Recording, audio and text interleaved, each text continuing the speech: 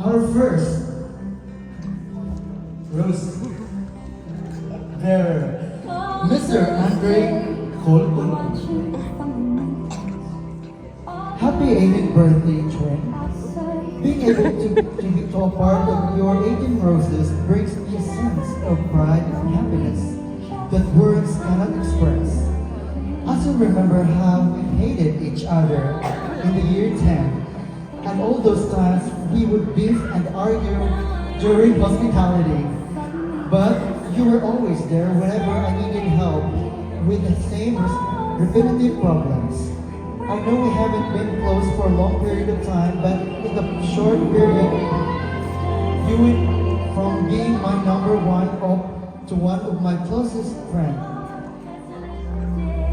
that I know I'll always be able to rely on. It's an honor to be one of your roses. Enjoy your special day and keep being the TBD Sigma. And I hope many more blessings to come. Happy birthday, twin.